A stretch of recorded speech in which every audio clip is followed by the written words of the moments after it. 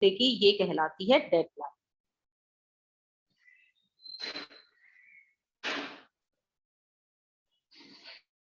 24 घंटे के समाचार जो है वो सामयिक होते हैं। लेकिन अगर द्वितीय विश्व युद्ध या किसी ऐसी अन्य ऐतिहासिक घटना के बारे में आज भी कोई नई जानकारी मिलती है,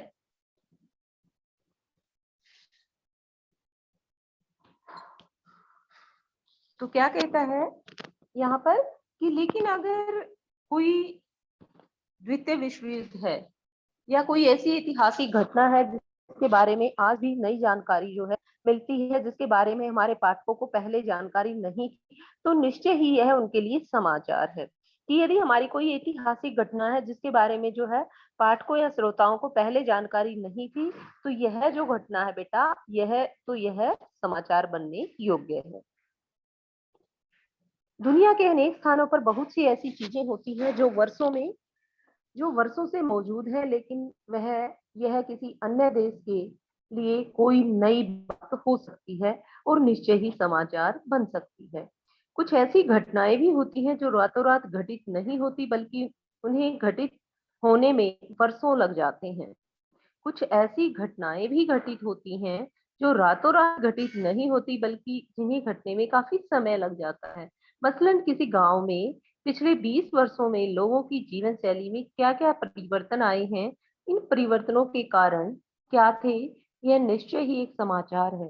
लेकिन यह एक ऐसी समाचारीय घटना है जिसे घटने में 20 वर्ष लगे। स्पष्ट है कि घटना का ताजा होना ही जरूरी नहीं है, नवीनता के तत्व न होने पर भी जो है उसके समाचार बनने की संभावना बढ़ जाती है। तो ध्यान दे बच्चे कि कोई भी घटना जो नई है, चाहे वो हमारी ऐतिहासिक घटना है, चाहे वो हमारी 20 सालों से लगातार घटित हो रही है, लेकिन पाठकों के लिए तो, श्रोताओं के लिए तो वह नई है। इसलिए क्या कहा है उसने कि भाई जो नवीनता के तत्व होने पर भी जो है उसके समाचार बनने की संभावना बढ़ जाती है। यदि समाचार में नवीनता है तो उसके समाचार बनने की संभावना बढ़ जाती है। तो डेडलाइन जो है बेटा शॉर्ट क्वेश्चन में आ सकता है, ध्यान रखें डेडलाइन क्या होती है। जो समाचार, दैनिक समाचार पत्र में 24 घंटे के जो समाचार छपते हैं, जो 24 घंटे की जो समय सीमा होती है उसे हम डेडलाइन कहते हैं। तो नवीनता जो है तत्व है किसका, समाचार का। तो आप इससे अच्छी तरह परिचित होंगे कि नवीनता जो है तत्व क्या होता है। नेक्स्ट है निकटता। किसी भी समाचार संगठन में किसी प्रकार के महत्व का मूल्यांकन, अर्थात उसे समाचार पत्र या बुलेटिन में शामिल किया जाएगा या नहीं, इसका निर्धारण इस आधार पर किया जाता है कि यह घटना उसके कवरेज क्षेत्र और पाठक, दर्शक, श्रोता समूह के कितने करीब है। तो देखिए बेटा क्या कहना चाहता है यहाँ पर कि मान लीजिए कोई घटना आपके जो है कवरेज क्षेत्र से बाहर की घटना घटित हुई है, कोई जिससे आपका कोई लेना देना नहीं है, तो उस घटना को पढ़ने में आपका कोई इंटरेस्ट नहीं होगा। तो इसलिए जो है कि किसी भी घटना को जो है समाचार बनाया जाए या नहीं बनाया जाए, तो ये बात भी निर्धारित करती है कि उससे श्रोताओं का, दर्शकों का, पाठकों का कितना निकट का संबंध है। हर घटना का समाचारीय महत्व काफी हद तक उसकी स्थानीयता पर भी निर्धारित होता है कि घटना जो है किस स्थान पर घटित हुई है। जाहिर है सबसे करीब वाला ही सबसे प्रिय होता है, यह मानव स्वभाव है। स्वाभाविक है कि लोग उन घटनाओं के बारे में जानने के लिए अधिक उत्सुक होते हैं जो उनके करीब होते हैं। लेकिन यह निकटता भौगोलिक नजदीकी के साथ साथ सामाजिक सांस्कृतिक नजदीकी से भी जुड़ी हुई है।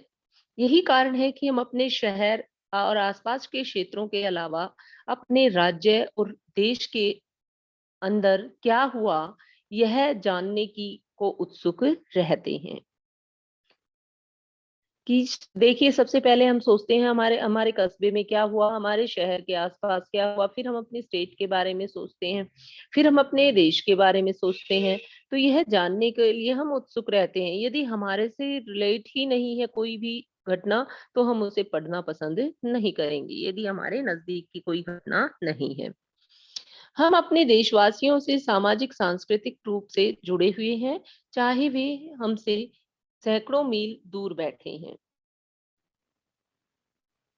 यही नहीं, इस सांस्कृतिक निकटता के कारण हम विदेशों में बसे भारतीयों से जुड़ी घटनाओं को भी जानना चाहते हैं।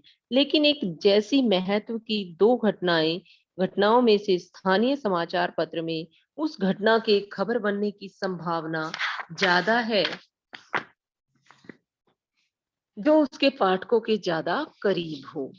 तो देखिए बेटा, मान लीजिए कोई भी घटना घटित हुई है, दो घटनाएं घटित हुई हैं। मान लीजिए किसी कस्बे में दो घटनाएं घटित हुई हैं, तो उसके बारे में जो नजदीकी हैं वो उसी घटना के बारे में ज्यादा कोशिश करेंगे जानने की जो उनके आसपास घटित हुई है। इसका कारण है कि वे उस घटना के करीब होते हैं, उन पर उस घटना का प्रभाव ज्यादा पड़ता है। दूसरा कारण यह है कि उसका असर उन पर भी पड़ता है। उनके आसपास यदि घटना घटित हुई है, अब आपके आसपास यदि कोई घटना घटित होगी तो असर तो आपके ऊपर भी पड़ेगा उसका। तो मसलन किसी एक खास कॉलोनी में चोरी डकैती की घटना के बारे में वहां के लोगों की हानि होना स्वाभाविक है। तो अब उनकी रुचि जो है उस घटना के छानबीन तक जाने की होगी। रुचि इसलिए कि घटना उनके करीब घटित हुई है, उनका नुकसान हुआ है, और इसलिए भी क्योंकि इसका संबंध जो है उनकी सुरक्षा से है। तो इसलिए जो है निकटता का भी जो है संबंध है किससे? समाचार से। नेक्स्ट है प्रभाव। किसी घटना के प्रभाव से भी उसका समाचारीय महत्व निर्धारित होता है। किसी घटना की तीव्रता का अंदाजा इस बात से लगाया जा सकता है कि उससे कितने सारे लोग प्रभावित हो रहे हैं या कितने बड़े भूभाग पर उसका असर रहा है। किसी घटना से जितने अधिक लोग प्रभावित होंगे, उसके समाचार बनने की संभावना उतनी ही बढ़ जाती है। जाहिर है, जिन घटनाओं का पाठकों के जीवन पर सीधा प्रभाव पड़ रहा हो, उसके बारे में जानने की उनमें स्वाभाविक इच्छा होती है। जैसे सरकार के किसी निर्णय से अगर सिर्फ 100 लोगों को लाभ हो रहा हो, तो यह उतना बड़ा समाचार नहीं है जितना कि उससे लाभान्वित होने वाले लोगों की संख्या। अगर 1 लाख लोग हों, सरकार अनेक नीतिगत फैसले लेती है जिनका प्रभाव तात्कालिक नहीं होता, लेकिन दीर्घकालिक प्रभाव महत्वपूर्ण हो सकते हैं, और इसी दृष्टि से इसके समाचारीय महत्व को आंका जाना चाहिए। तो बेटा क्या है प्रभाव? क्या है कि जिन घटनाओं का पाठकों के जीवन पर सीधा प्रभाव पड़ता है, तो उसके बारे में जानने की उनकी इच्छा होती है। देखिए कि कई बार सरकार जो है ऐसे डिसीजन लेती है कि उनका लोगों पर जो है चाहे आज प्रभाव न पड़े, लेकिन काफी समय के बाद तो प्रभाव पड़ेगा। तो उस घटना को भी जो है लोग इंटरेस्ट के साथ पढ़ेंगे, जिन घटनाओं का प्रभाव उन पर अभी तत्कालिक पड़ेगा या बाद में दीर्घ बहुत ज्यादा समय के बाद उनको उसका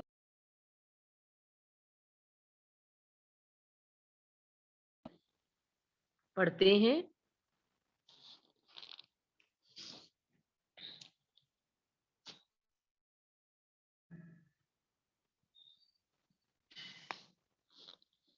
नेक्स्ट है जनरुचि। किसी विचार, घटना और समस्या कि समाचार बनने के लिए भी यह आवश्यक है कि लोगों की उसमें दिलचस्पी हो, वे उसके बारे में जानना चाहते हों। कोई भी घटना समाचार तभी बन सकती है जब पाठकों या दर्शकों का एक बड़ा तबका उसके बारे में जानने में रुचि रखता हो। तो लोगों की रुचि यानी कि जनरुचि। हर समाचार संगठन का अपना एक लक्ष्य समूह होता है, टारगेट आइडियाज होता है। तो और वह समाचार संगठन अपने पाठकों या श्रोताओं की रुचियों को ध्यान में रखकर समाचारों का चयन करता है। लेकिन हाल के वर्षों में लोगों की रुचियों और प्राथमिकताओं में भी तोड़ मरोड़ की प्रक्रिया काफी तेज हुई है, और यह भी सच है कि लोगों की रुचियों में परिवर्तन भी आ रहे हैं। कह सकते हैं कि रुचियां कोई स्थिर चीज नहीं है, तो गतिशील है। कई बार जो है इनमें परिवर्तन आते हैं, तो मीडिया में भी परिवर्तन आता है। लेकिन आज जो है मीडिया लोगों की रुचियों में परिवर्तन लाने में बहुत बड़ी भूमिका अदा कर रही है। तो बच्चों, जन रुचि यानी कि जो लोगों की का जिस भी समाचार में इंटरेस्ट होता है, लोगों की रुचि भी जो है बदलती रहती है, तो उस समाचार के जो उस घटना के समाचार बनने की संभावना ज़्यादा रहती है, जिसमें लोगों की रुचि हो, इंटरेस्ट हो। टकराव या संघर्ष।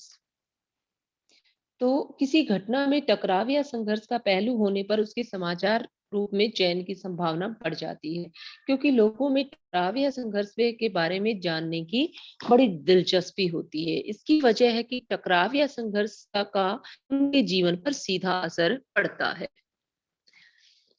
वे उससे बचना चाहते हैं और इसलिए उसके बारे में जानना चाहते हैं। यही कारण है कि युद्ध और सैनिक टकराव के बारे में जानने की लोगों में सर्वाधिक रुचि होती है।